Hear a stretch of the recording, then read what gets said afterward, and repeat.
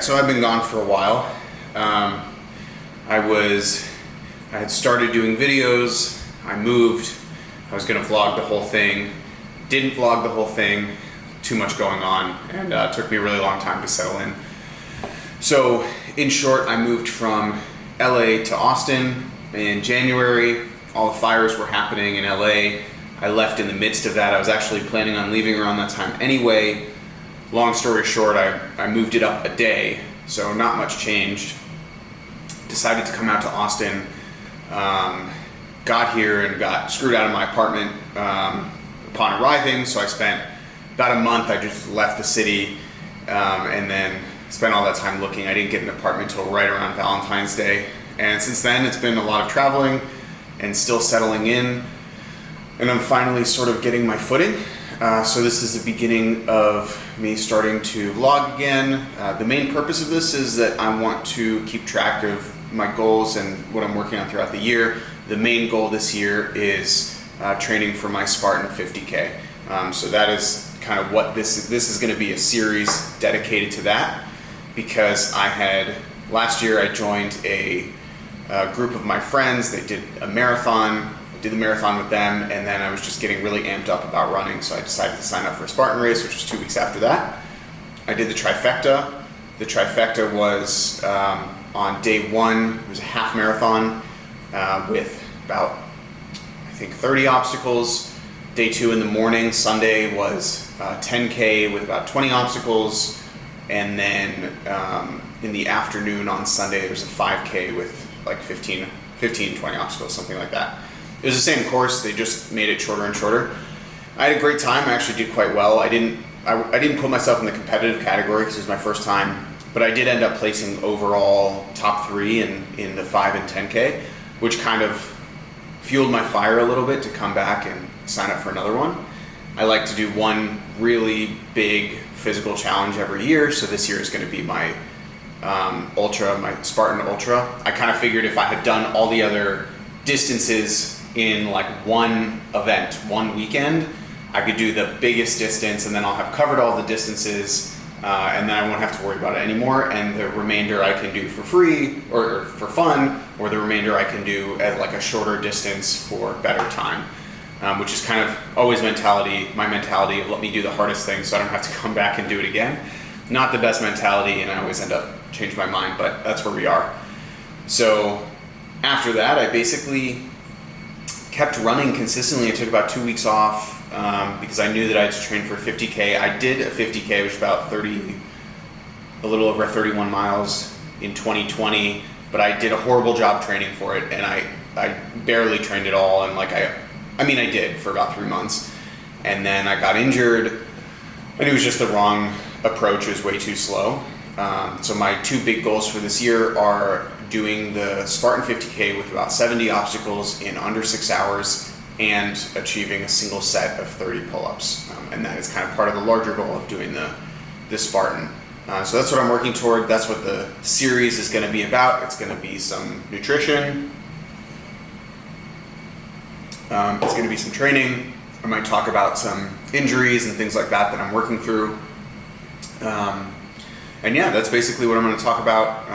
So get into like some of the stuff that I cook and some of the stuff that I make, and I'll include that in the video. But yeah, back in 2020, I had trained for about 11 weeks. I'd only done one 20-miler prior to that, and I was actually going to do a marathon. Initially, I was going to do a mile time, but there was too much traffic because I was running in North Hollywood.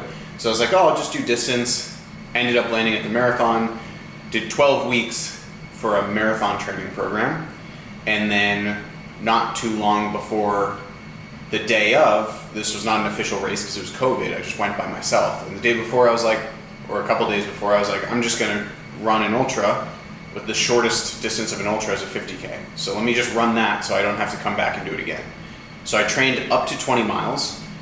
At 20 miles, when I was running that day, I ran out of food, water, caffeine, and I showed up like if I had seen myself, I would have called an ambulance. So it was pretty bad. I did end up injuring my hip, not severely, just took a while. And so it took me about 4 years to come back and start running again. I did that last year, doing the marathon, and my passion kind of tapped out a couple weeks ago, but I went on vacation, I came back. I'm feeling pretty good about stuff right now, so I'm enjoying it. I've been joining some run clubs in Austin, and yeah, this is just going to be my journey. So this is episode 1, and I'll kind of keep you up to date on where things are, training, nutrition, life. So I hope you enjoy. Post any questions down below, or if you're curious about some things I'm doing. I do also lift. I might start climbing again. I haven't done that since I left LA back in December. But right now it's just like a lot of running volume, so I'm usually just too tired. I have a 20-mile run tomorrow. We'll see how that goes. 4:43, 4:44. So I just woke up. Let's get started with some breakfast and some coffee.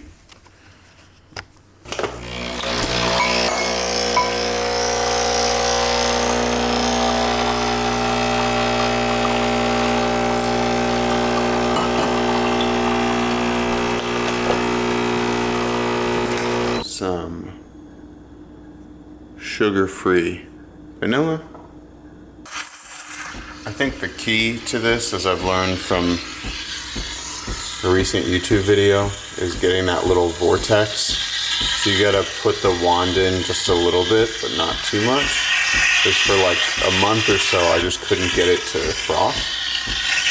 So this has been working out better lately. There we go. I'm gonna get it to like spin, kind of close to the edge. This is the other portion I learned. So you want to get it as close to the coffee as possible. There we go. Perfect latte. First the coffee. Of course, overnight oats. Good morning. All right. They say try to eat 90 minutes before. I'm gonna try and leave by 6, so this is gonna be like close to an hour before I leave, which is fine. It's still more time than I usually give myself. Take a bite of this first. Overnight oats. So there's the protein oats, tablespoon of honey, tablespoon of peanut butter, scoop of protein, and a banana.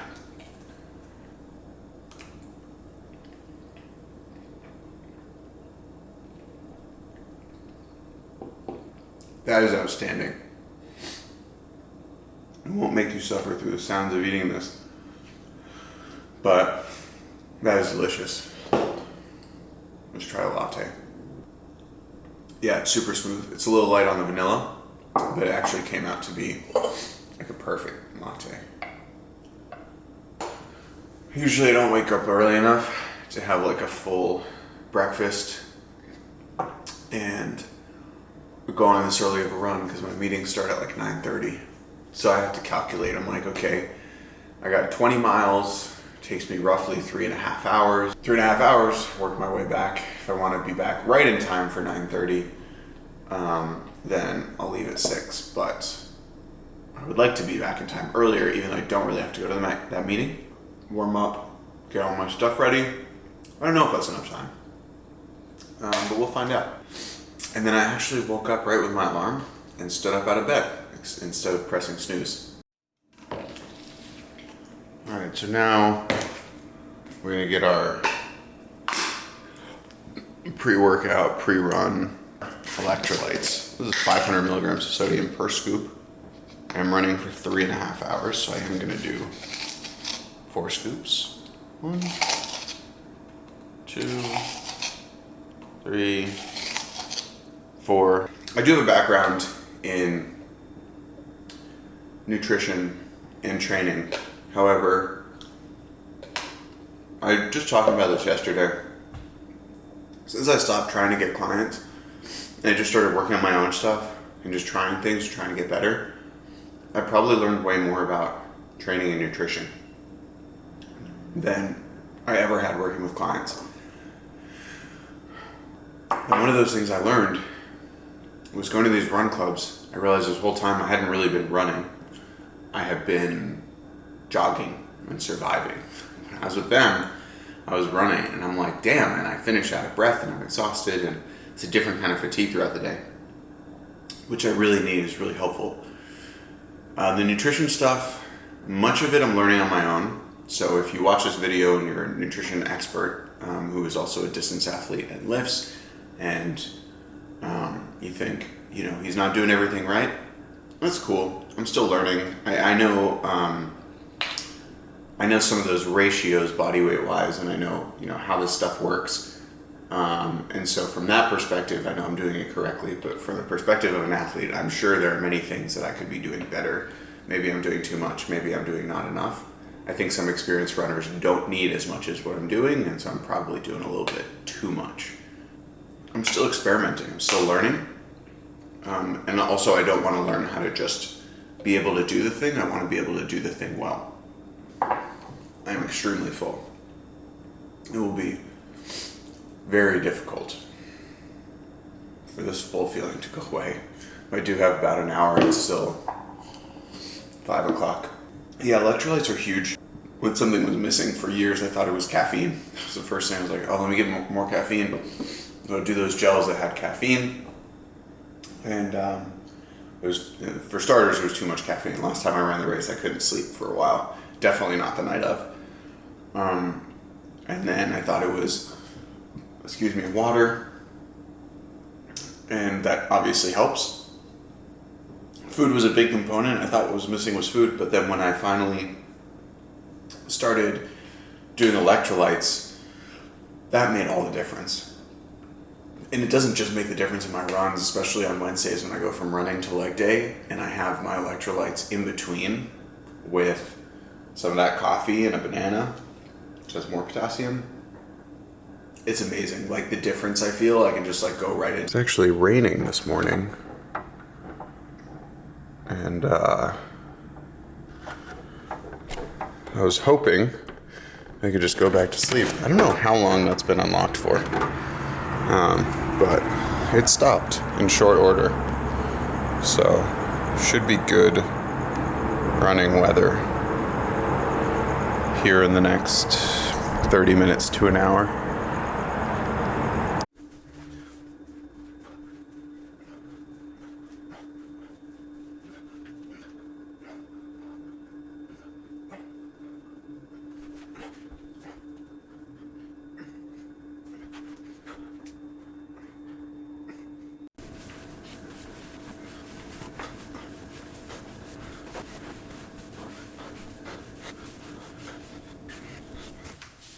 Super high stack shoe.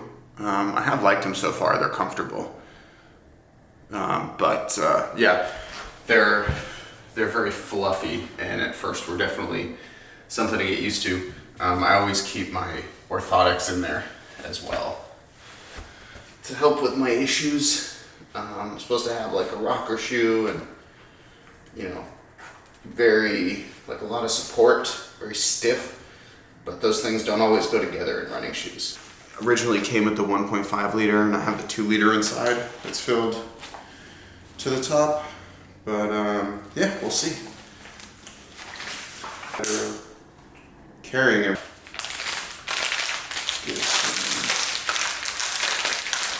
Put the gummies in here. This can get sticky while I'm on the run. And I'll put the gels. 4 of these guys, probably won't finish them all.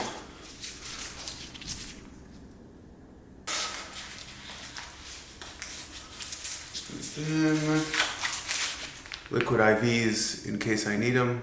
Electrolytes. Put those in my zippered pocket. Gonna do 20 miles out and back, 10 and 10. We're gonna wind up back at home. Got 20 miles, and see you in a minute.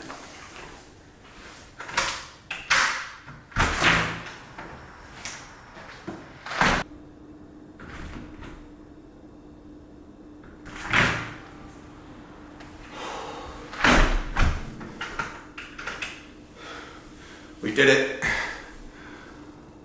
We got 3 hours and 10 minutes, 20 miles, and gonna go put my shoes outside because I stepped in a pile of mud my last 2 miles, which kind of sucks because these are like pretty new.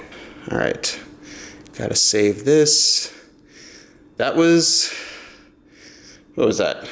Maybe, I'm gonna say that was an 8. I actually felt okay. And then that is gonna make its way from, all right, 183 max heart rate. Let's see, 20 miles, we know that. Fastest half, 2 hours, that is my best half. Fastest 5K, 27:53. Fastest mile, 8:38 on a 20. I'm pretty happy with that.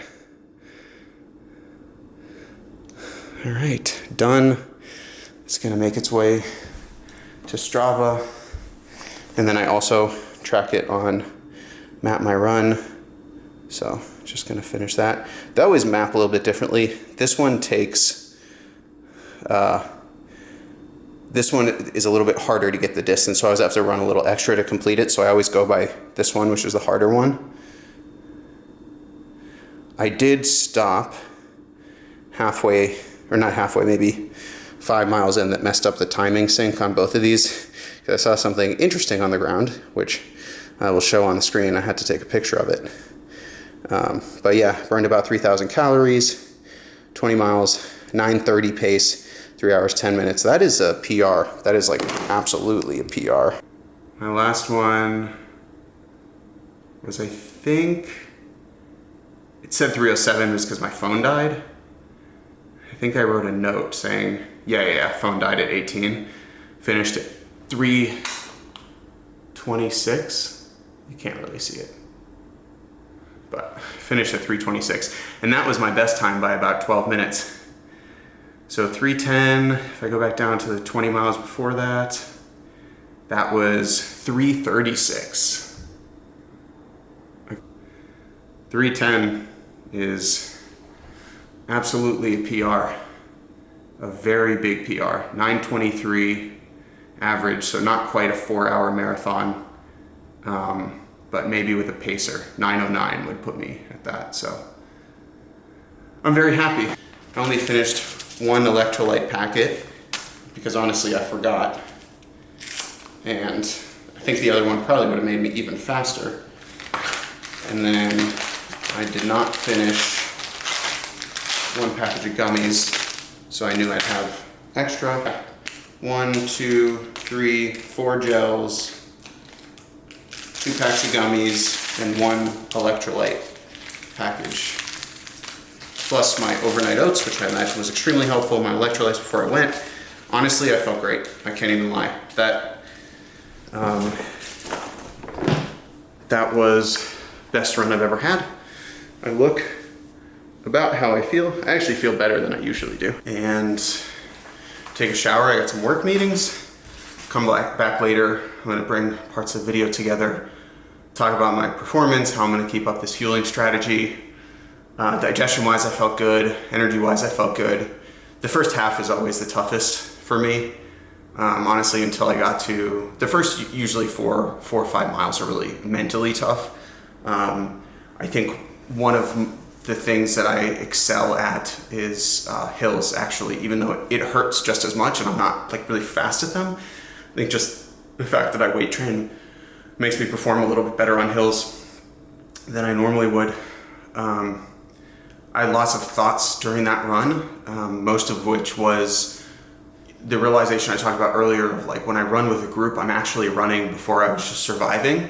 It's the idea that like as a newbie, and I feel like I'm kind of a newbie with running, but like as a newbie lifting, a lot of times you want to stop because it's not because you're in pain, it's because you think that discomfort is not supposed to happen. So when I feel a discomfort when I'm running, like I'm going up a hill, my natural tendency is to just draw it back because like my heart rate's going too high.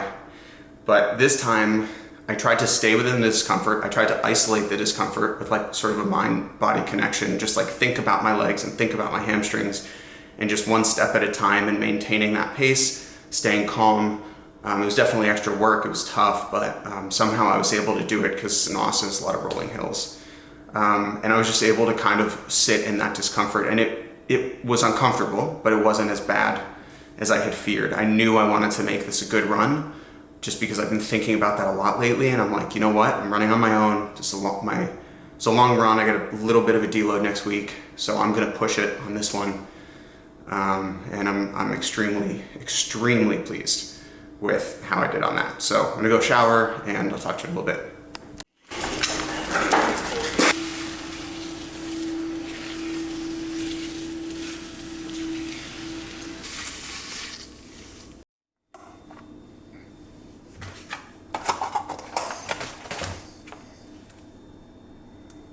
Got some guacamole, a big old scoop of that. Some tortilla chips. All right, there it is. This meal, first meal post-run, is that showing upside down? All right, there we go. So we got 518 calories, roughly 47 protein, 26 fat, and then, oops, sorry about that, 47 protein, 26 fat, 22 carbs, bringing my daily total to 94 protein, 43 fat, 316 carbs, which makes sense. Post-run, I'm still feeling amazing. I had one of these when I got back. I didn't have a meal until now. It's been 11 and I got back at just after 9, so close to 2 hours. I was so full. Like I didn't want to eat this morning. I wasn't hungry. I had the overnight oats and then I had the electrolytes before I left, and I was like already pretty stuffed. And then putting the fuel in as I was running, I was like, oh, I don't want to eat this. But you also don't want to wait until you're hungry, because at that point it's too late. So like every gel was kind of like, I wasn't really enjoying it this time. The gummies I wasn't enjoying, which I think is probably a good sign. Like if I'm not hungry and I don't want to consume the fuel, that's when I know like I feel fueled up already, and any extra is just going to help me. So when I got back, I was already at like 1,500 calories for the day. And even though I burned 3,000, I didn't need food. There does come a point where like a few hours after that where I just get this pit in my stomach where I'm like, I have to eat right now. So I waited 2 hours, having my first meal. I feel good, like no pain so far. I'm moving fine. Like this is literally the best I have ever felt after a run like that. And I am attributing a lot of that to overfueling, crushing the electrolytes. I felt amazing. Like there's not enough I can say. I ran not only the fastest 20 I've ever run, but that was a much substantially faster pace than my marathon. And it felt like I was out for a training run. Like my marathon, I was running at like roughly a 9:47 pace, which I think is for like the 4:17 marathon that I ran last year. This puts me at like roughly a 4 hour and 5 minute. And the next marathon I do, which is not this year is a 50K Spartan, but the next marathon that I do probably next year, I want to run a sub 4. I expect to run a sub 4. I still have one more 20 in this training block, and then I also have a couple 3-hour runs. I have a 4-hour run and a 5-hour run. The 4 and the 5 really scare me because it's just a matter of keeping it going. But yeah, usually later in the day, my lower back starts to tighten up a lot. I think a lot of that has to do with my running technique, which I've been working on substantially, but my pace felt great. I just felt really, really good on the run. But instead I want to say, it doesn't matter whether or not I need it, I'm going to do it so that I can give it my best through the very end of the run and not feel like I'm dead at the end, because not only does it help with the run, but it helps with the recovery as well. Gonna just stay inside and lay on the couch all day, but it's a beautiful day. I'm gonna go to the pool, pick up a package. I'm gonna bring a book, and hopefully I'll get some time to read because I'm done with the day. I'm gonna enjoy the long weekend.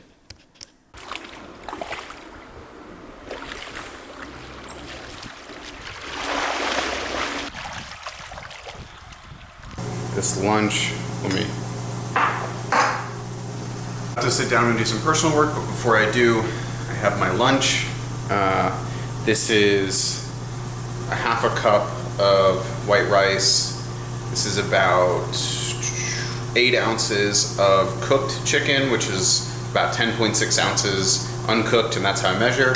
I got like half a bag of spinach in there. I usually just eat that raw because I just don't like spinach and I want to get it over with. And then I added the guac, the cream cheese, and this new treat that I found at the grocery store. This Hellman's has like a couple. I use their spicy mayo as well. It's really good. But yeah, I added all that other stuff in for taste for a few extra calories. And I'll show you. This one is about, this meal is roughly 865 calories, 73 grams of protein, 18 grams of fat, and 101 grams of carbs. Get to some work, maybe a little bit of reading. I got to do some reading at the pools, Principles by Ray Dalio. It's good, it does get dry. I'm like 320 pages in out of 540.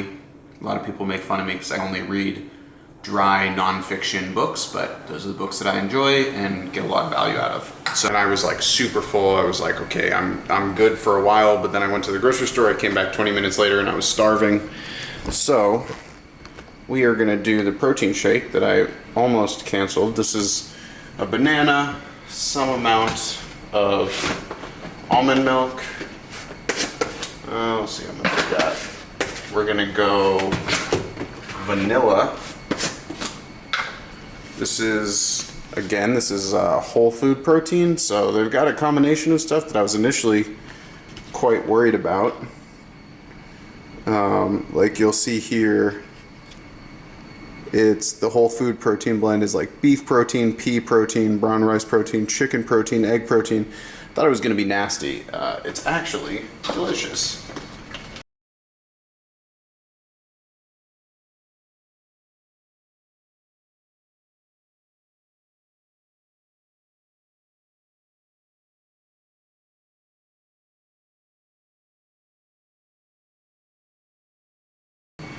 Banana, mango, vanilla protein shake. Let's see how this went. This is so good. This is like my favorite thing to have. At this point, I usually don't get vanilla because I usually just have straight protein because I have to limit my carbs a lot, but this is delicious. This is really good. I'll probably cap off the night later with, I got a lean cuisine mac and cheese, which sounds kind of silly given how much I need, but I've eaten a fair amount throughout the day. I ate a fair amount before and during the run. So assuming I'm not too hungry, I'll get some of that, and then I got some snacks as well. So I'll show you what that looks like for my final meal. Just had some chips and guac, and this is gonna be my final meal for the night. I didn't feel like cooking, so I was like, let me get something easy. Lean cuisine mac and cheese and ice cream Snickers, which is like possibly the best ice cream on the planet. I'm obsessed with these. I also love the ice cream Twix. So unless I get extremely hungry after that, this is probably gonna be it for the day. And that will bring me to about 4,350 calories, 245 grams of protein. It was a little bit higher than I intended to go. I was hoping like around 220. 111 grams of fat, and then just under 600 grams of carbohydrates. So that's how I'll end the day, and I'll just keep bringing you more updates. Thanks for tuning in.